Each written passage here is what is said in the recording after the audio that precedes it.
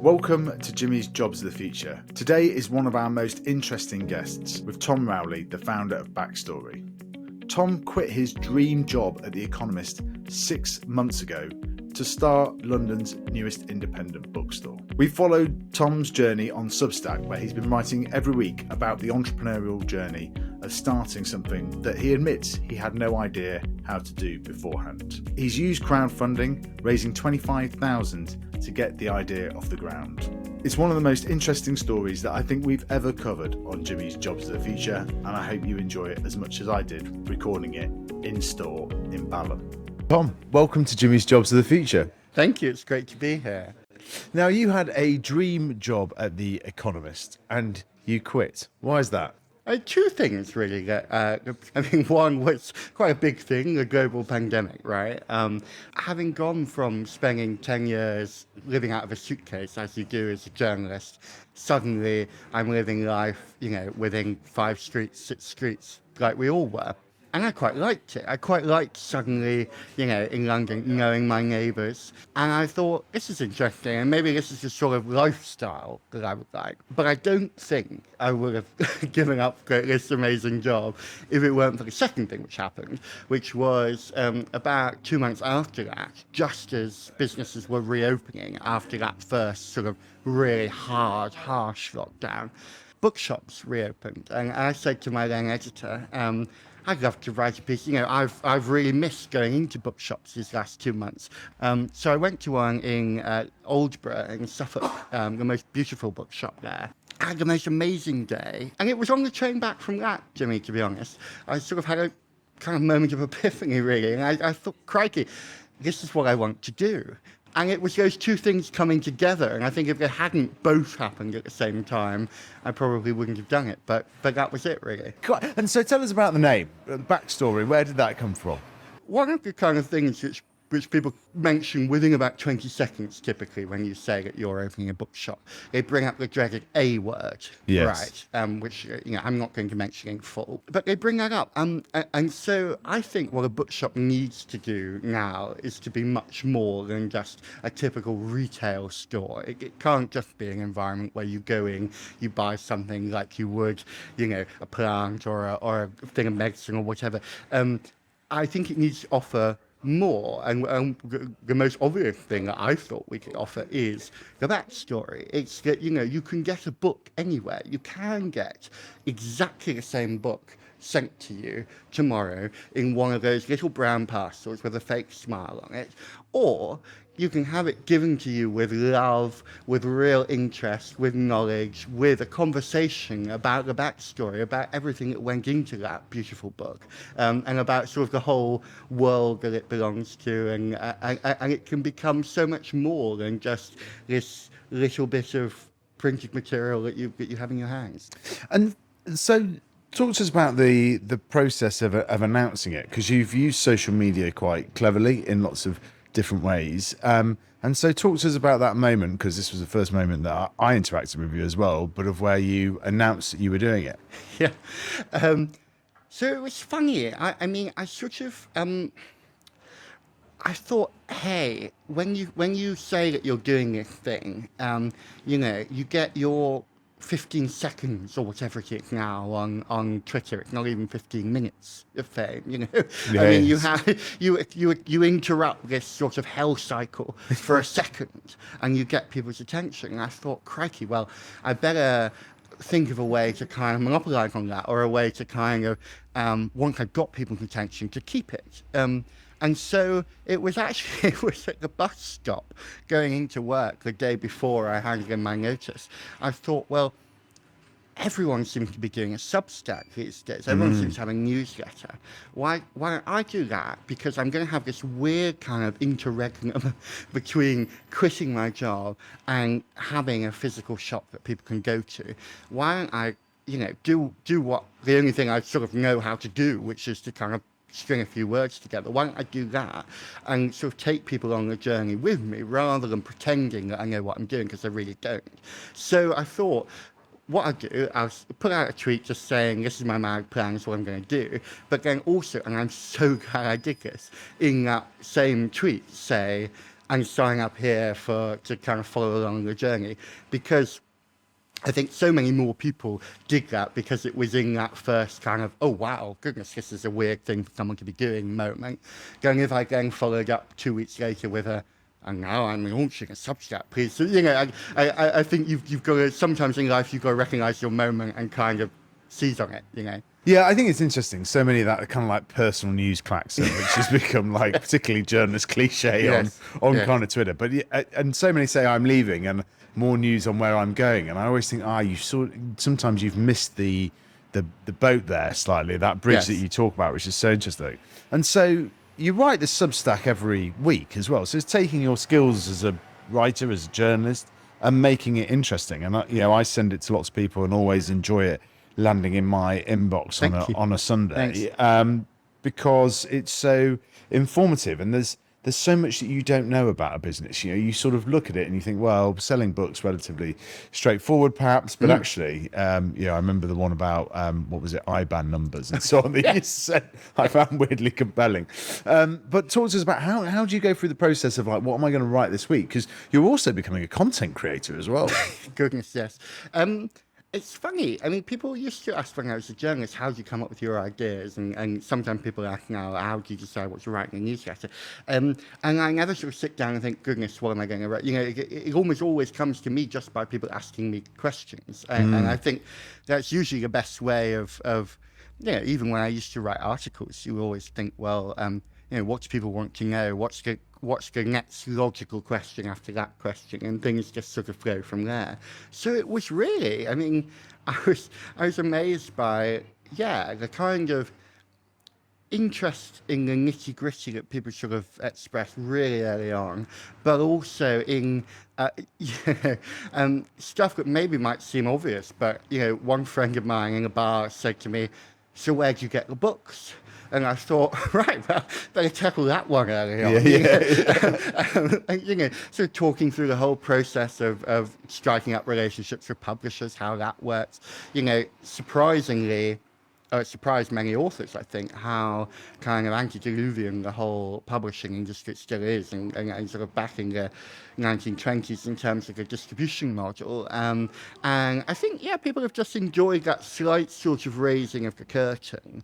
And I guess with my sort of journalist background here, I'm always wanting that sort of, sneak peek and that bit of gossip and that sort of tidbit. And I think I've sort of still got that slightly anarchic instinct, and it's now directed against myself. Yes. So I sort of want to share these things, And talk to us about the business model that you're planning on putting in place, because one of the things that you also, perhaps before we go on to the business model, you spent 6 months almost doing market research by having a stall in Balham Market, right? It was a good job you quit like at the start of summer. Yes, exactly. Really beginning to get quite nippy now. And that was great. It was actually an idea of one of my friends, Hannah, who said to me, not from a market research point of view, she just said, "Tom, you're going to go mad. You're going to be stuck at home in your spare room, coming up with your business plan and everything. Do you not want to meet people?" And she said, "Well, have you thought of getting a stall at the market?" And it was great. A couple of reasons it was great. One, as you say, from a market research point of view, honing the idea of what Balham wants, what Balham wants, what South West London wants, and sort of discovering, I guess, that Venn diagram of books Tom loves, books Balham loves, and that sort of sweet backstory spot in the middle. So that was really helpful. And then the other thing really is, you could call it marketing, or you could just call it meeting people. I'm a massive people person and just like meeting people. But it was great in terms of meeting locals, and very quickly I realised that there were going to be some sort of real repeat customers who will be back each week or each fortnight, who have already, quite a few of them, have sort of been in here into the shop in the first week, having a glass of wine at the counter or a cup of coffee, reading a first chapter. And so that was a great kind of entree, if you like, into the community.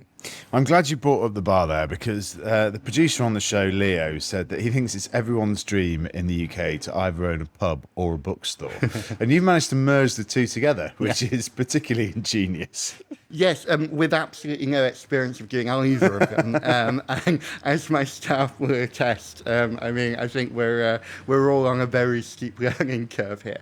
But I think what we do have is a real backing of the community behind us. It does feel like people are sort of cheering us on, and as you say, it does feel to some extent like you are tapping into a dream that lots of people have, but perhaps for very sensible reasons, concluding that they're not going to do, whereas we've done it. And so, over time, I'm sure my coffee will be almost as good as my colleague Rory, and we'll nail down the final point. But yeah, I just want, basically, I love having a glass of wine and reading a book, and I wanted to create a space near me where I could do that.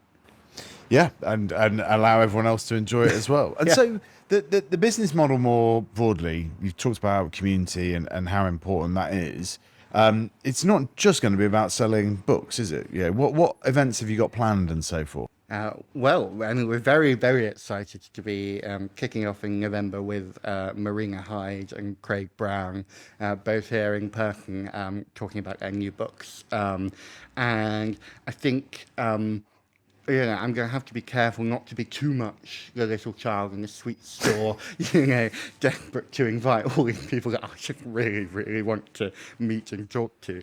But for me, that's massive. And then also, I think what we want to be really conscious of is that, I've been amazed going back to that naughty business beginning with A, they are really bloody brilliant at fulfillment, and they are really, they've absolutely nailed that. And so the one thing that really surprised me, actually, in the first 6 months was that we could sell books online. I hadn't expected that at all. I thought that we'd do these newsletters and that maybe I'd sell a book or two to my mum, my aunt or something, because they were trying to support us, But no, Backstory has a big following in Mississippi for some reason. We've got lots of subscribers to, we sort of do a thing where we, tailor a book subscription to a particular individual. You can give it as a gift, and we pick out a book, wrap it up beautifully, send it to them every month. And that's really taken off, as has our non-fiction book club, which we're doing each month. And that's on Zoom, partly because I wanted to invite people anywhere, but also because I really wanted the author to join us. And I thought, what can you add as a point of difference that isn't just your local book club? Well, when was the last time Patrick Radcliffe actually came to your book club to discuss it, And so I think that's something, again, that you can kind of offer beyond just the book. It's going, what's the backstory here? Yeah. And that hybrid model, is that how you see the kind of future of the high street and so forth? And why do you think you've got such a following in Mississippi? I know you've shipped to Estonia as well, I seem to. Yes. Well, I pay my EU VAT in Estonia. I'm a very odd kind of small businessman. I've elected to pay more tax than I need to, which is very odd. But it was to sort of simplify shipping to the EU. It's odd. In terms of high street, I don't profess to be any kind of expert, but it does seem to me that the shift does seem to be from pure retail towards experience. And there must be a window of opportunity in the next 3 or 4 years as hybrid working continues to be a thing. Like if hybrid working is still a thing 2 years out from the pandemic, as energy costs, residential energy costs are what they are at the moment, surely it will continue to be a thing in 3, 4, 5 years' time. So it seems like there is a real opportunity for high streets to capitalize on that and to rethink, how are we going to be a business that is part of the community rather than just offering the community things, selling to the community. How do we kind of become part of that community? And to the other side, how scalable do you think the sort of new model is? I mean, I know you've only been open a week and not even had the official launch party yet. But like I said to a few people, I'm interviewing you and whatever. And the first question was like, well, when's he going to open in Kingston? Or when's he going to open in Wimbledon? So how scalable do you think the model is? So, I mean, in my dreams, I think it would be, it would be absolutely lovely to have, a handful more backstories scattered about the place. I think not terribly scalable physically, because I think, I don't know about you, but I often see businesses that grow very quickly with kind of VC money and they were 1 or 2 lovely restaurants or coffee shops or whatever. They get a real buzz about them, particularly in London. And then there's one on every corner. And inevitably, the one on every corner is not as great as this particular, even with something as venerable as dare I say it, Daunt Books, I think they have one of the world's best bookshops, in Marylebone, and then they have several other good bookshops, but I think it is difficult to replicate something. And if you've got something really special, I think what I wouldn't want to do probably is to kind of rush into having loads of them. Equally, there is obviously a commercial imperative and appeal there. And, I'm clearly not going to make my fortune running bookshops. But, even if I want to make a decent living, it's fairly hard to do that just from one shop when you're on a high street and you're paying huge rents. So whether it's more online stuff, whether it's other shop, watch this space. Yeah. And talk to us about the crowdfunding, right? Because a lot of people's first problem with starting a business is thinking, oh, well, where am I going to get the money from? And all of this, particularly when you need to stock and fill something out on the scale of this. You launched a crowdfunding campaign. It was pretty successful, right? But you used some of your kind of, again, journalistic skills to really create a bit of buzz about it. Yes. And I mean, I was sort of flabbergasted, to be honest, by how successful it was and how, I thought we might raise a bit, but I thought it would take us quite a long time, a couple of weeks or something. But, I think it was within 5 days that we hit our target of 20,000. And then people still seemed to want to continue to give. So it went up to 25. And then we even had a couple of very, very nice local people popping in with envelopes, sort of insisting that they still want to give me money, which I sort of feel quite guilty accepting. But I mean, it's very fortunate, and I do feel actually makes me feel kind of a responsibility in a weird way, because I think it's a business, it's not a charity business, that people nonetheless have decided that they want to have here and that they think is important to their local community, and so important that they're going to chip into it. So it does make me, think that there are business priorities for Backstory, but I think it's also important, and I'll always keep at the front of my mind, that it's here to kind of serve its community. And that does mean, I think that you sort of stakeholder is an absolutely horrible word, but you want to juggle these, these competing priorities, I suppose. And what you've been hiring as well, it can't be you behind the counter all the time. So what kind of skills have you been looking for? I'm aware that Amy and Roy are both watching and listening on at the moment. But, the world's best booksellers, obviously, and I've got them. So nice people. Yeah. Sort of that's it, really. I mean, it helps.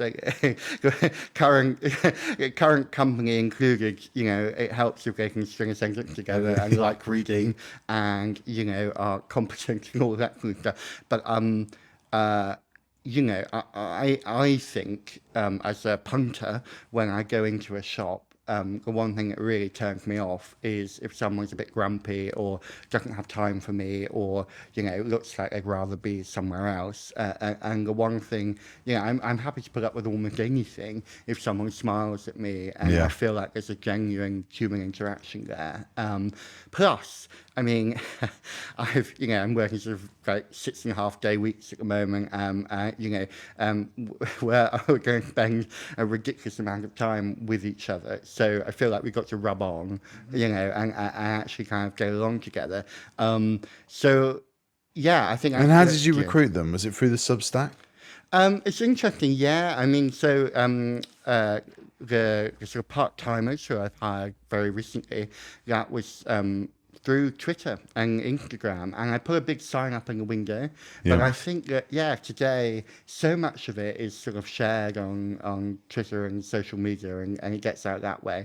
And I think, I mean, Rory, who joined me full-time sort of 4 months ago, that was sort of through someone who had seen that I was doing this from that initial tweet, going all the way back to that.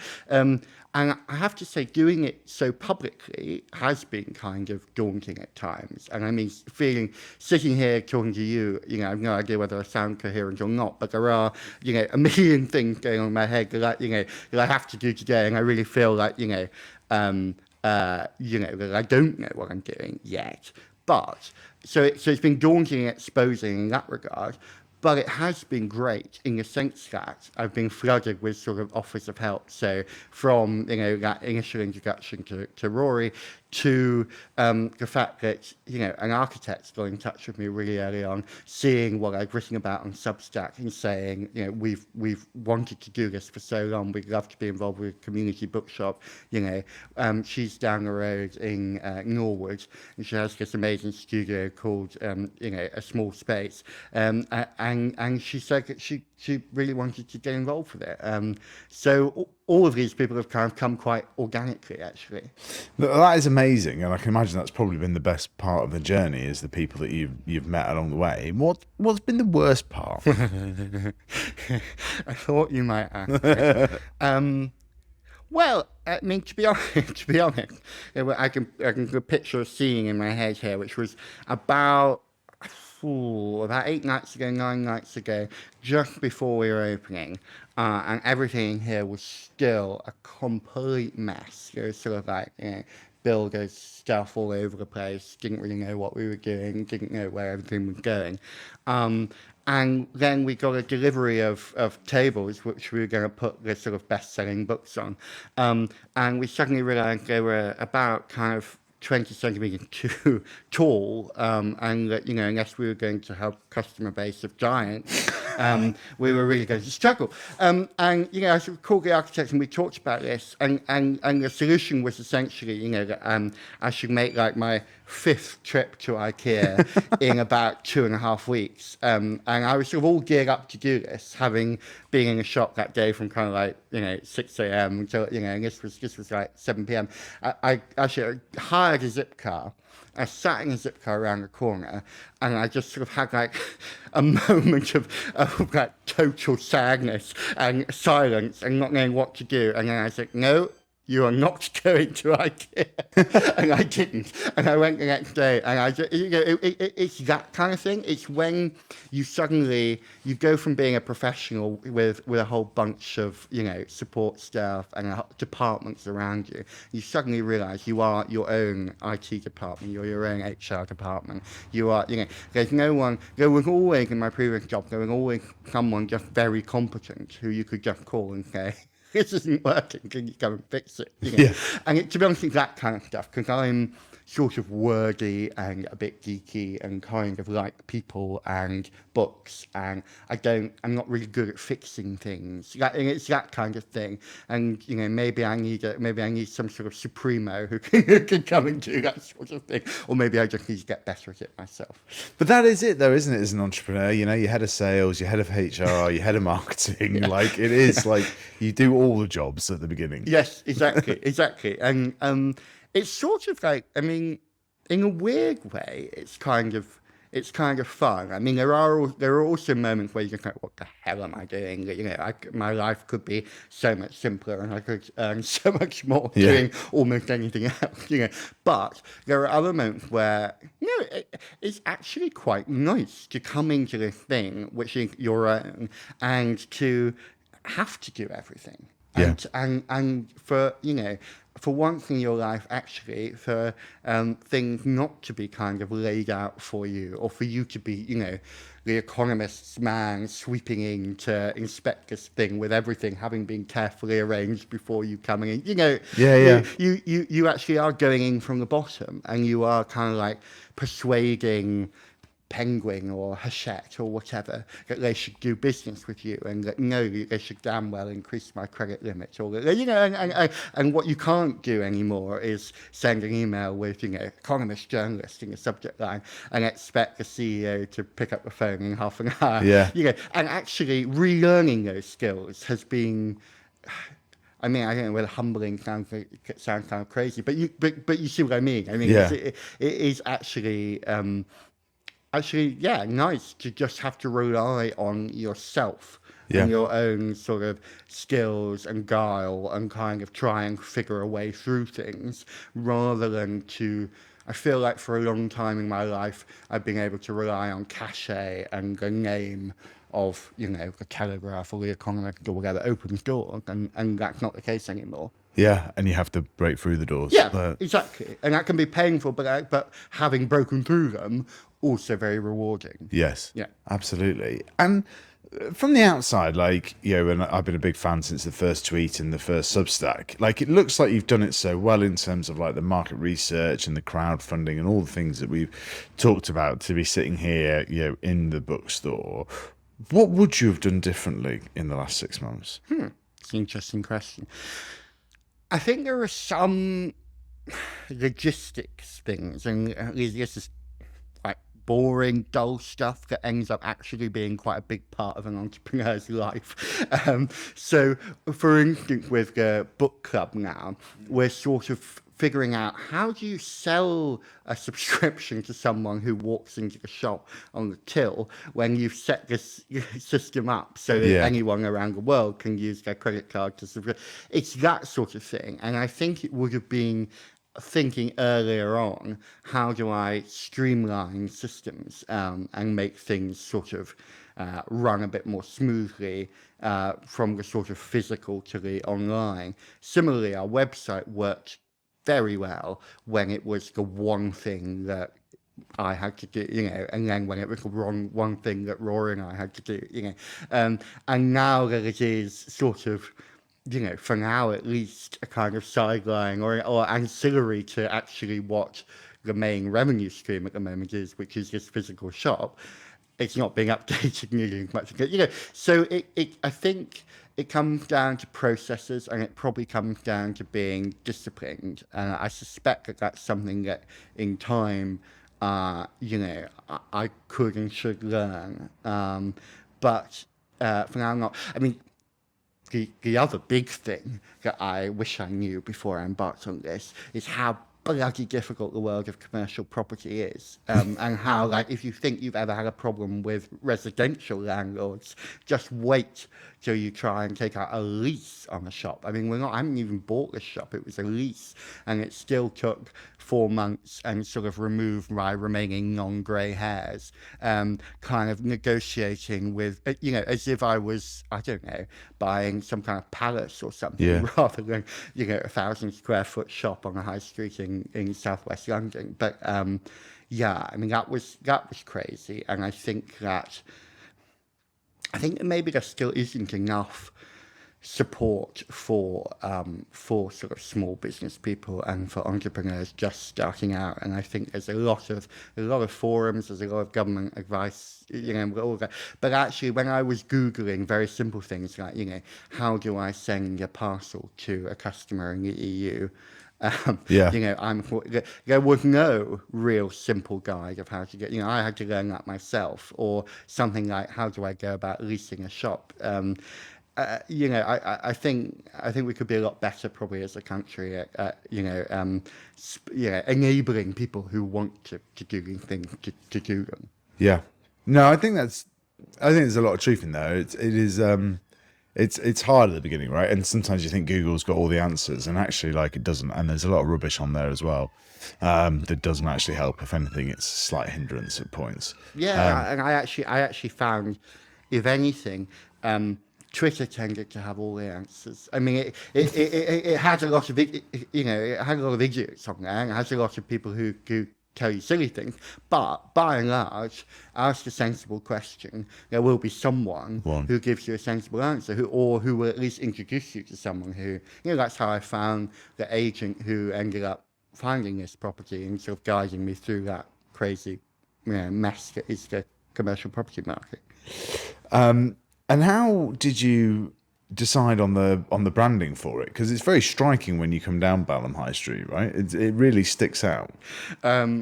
Again, basically a combination of finding two brilliant people, putting them together, and sort of stepping back and waiting until they came up with something that I loved, and then saying I love it, and not really interfering too much.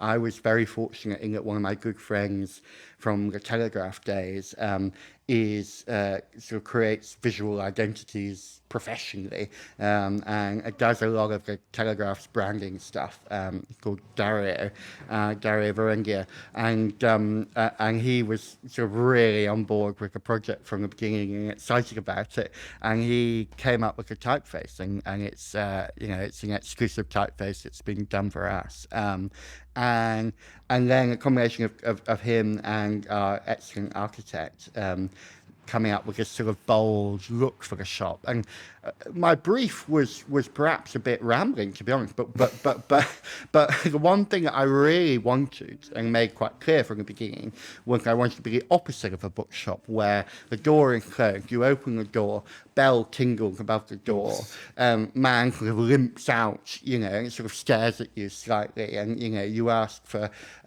Sally Rooney or Colleen Hoover or something, and he glowers at you, and says, no, of course we don't stop that, so visually I wanted to say, we're open, you're welcome, come and, this is a social space. And it was just about finding the sort of geniuses who made that happen. Yeah, and even in the half hour that we've been recording, there must have been about 24 people that have come through and so on. It's pretty incredible to see. And we're just doing it on a Friday lunchtime as well. So it's now, one of the big responsibilities is the kind of like content curation of the books. And so I'll give you a very real life Jimmy's Jobs example of this. Was coming to see you in the market and having a bit of a mooch around the stalls and coming across the Simon Cooper's book, Barca. And I just thought it's a book on the business of Barcelona Football Club, but also the culture, the history. And these are all basically my favourite things. And I'd never come across it before. And I just thought that is the power of it, and it's become one of my favourite books that I've read this year. And Simon's going to be coming on the podcast because I emailed him and said, look, we've got to get you on to talk about Soccernomics, his other book, and we're going to be doing a great piece around the World Cup and the business of the World Cup and so on. But that's an example of how getting that right can have a real sort of impact on people's lives. So how do you go about deciding which books to have in store? Well, firstly, that's the kind of story I absolutely love hearing. And I think, to be honest, that's the very best thing about having a bookshop and even just having a stall, was that you would thrust a book that you love that maybe someone hadn't heard of before at them. And they would come back a week or two later and, sometimes say they didn't get on with it, but very often say, wow, that was amazing. I've told someone else about it. And to be part of that kind of Victorian equivalent of going viral, going viral very slowly, one recommendation at a time is kind of amazing. So I love that. Curation for the market was kind of quite easy because I only had maybe 30, 40 books a week. So to begin with, anyway, it was books that I had read and loved. And I thought that was the way that, you could differentiate yourself from the A word. Now that there are something like 3,500 titles out here, voracious reader that I am, I have to confess I haven't read all of them. It really is, it's trying to be welcoming and have a few books that people have heard of, so that they feel that we're not an intimidating bookshop that you can only go in if you've got a million A levels and I think that's important, but I think it's also important to kind of have books in sort of categories like if you liked this, I think you would like that, and that's sort of like the human algorithm, because the website we keep talking about does that, but in a very sort of calculated way, and I think what you can do is surface something that maybe wouldn't come up on that website because actually it's had a limited print run, or the authors from Sunderland. One of my favourite books is by Jessica Andrews, Saltwater, and I think she is 10 times better than Sally Rooney. But Sally Rooney, I'm sure, has sold more than 10 times as many books as she has. And I'm on a one-man mission to change that. Yeah.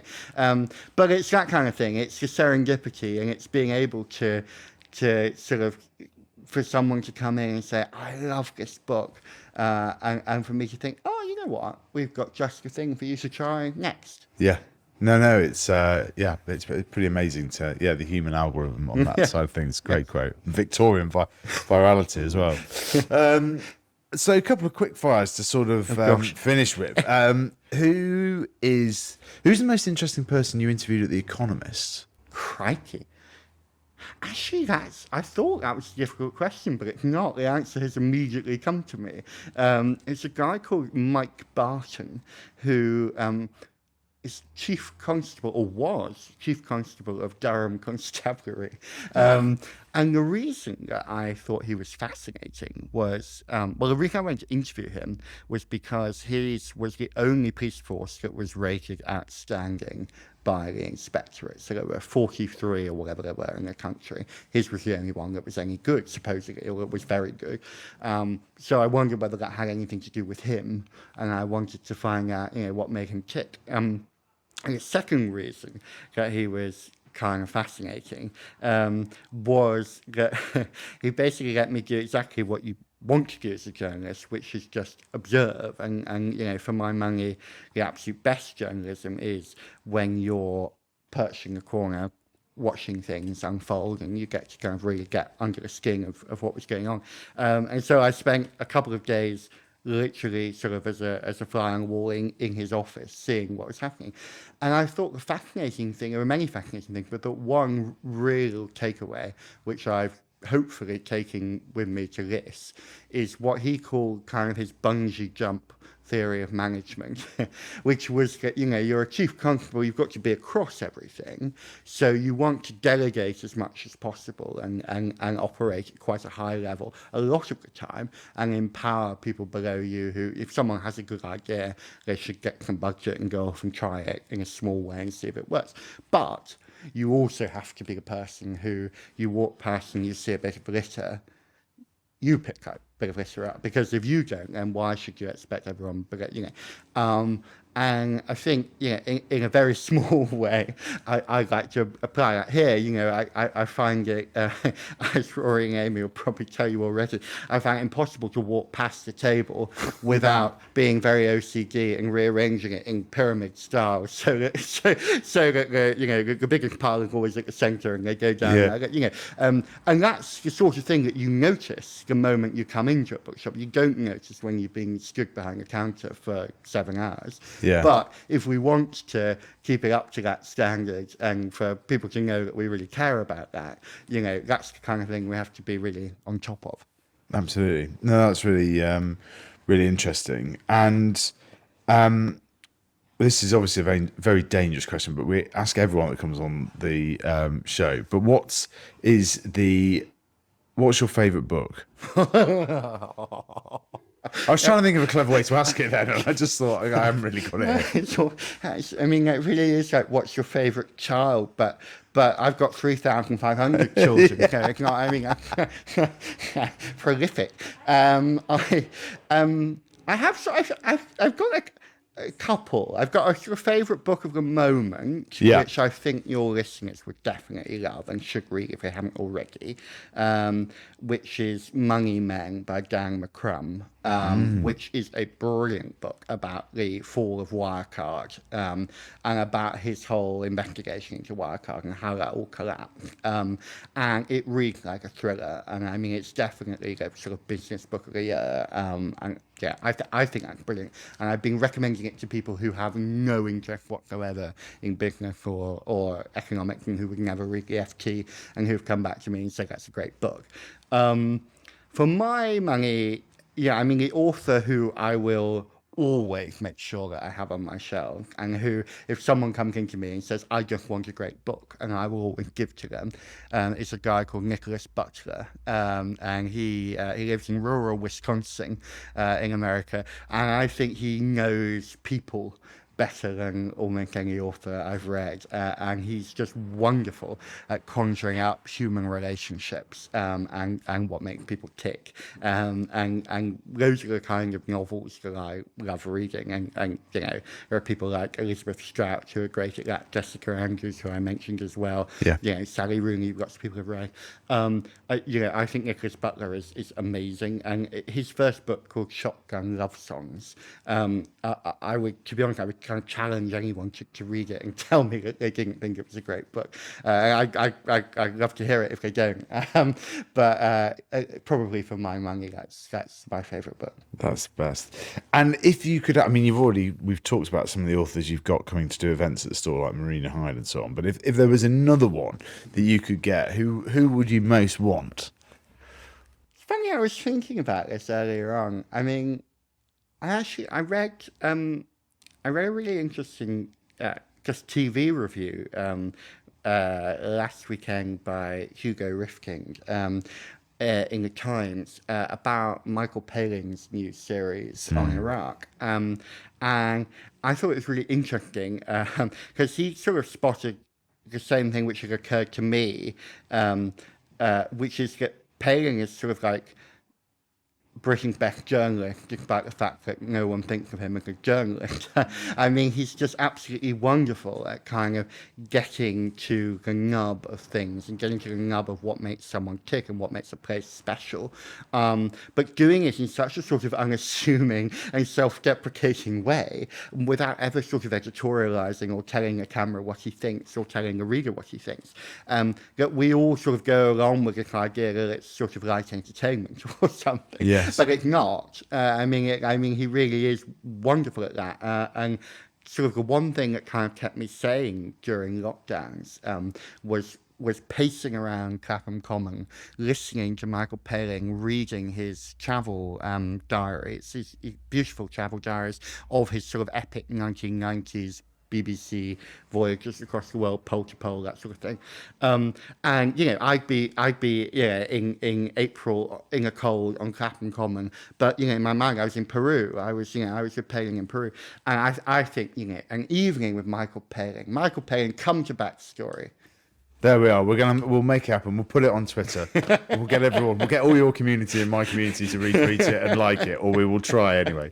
See what we can make happen. Tom, thanks so much for coming on Jimmy's Jobs of the Future. I think the story's brilliant. I think what you're doing, creating in public and building in public, is brave, but it's such a great way to do it and feel part of the story. And people should come to Balham Backstory in Balham and see what it's all about. Thank you. It's been a real pleasure. And I must say thank you very much for not mentioning the A word. Exactly. That's been excellent. Thanks, Jimmy. Cheers, Tom.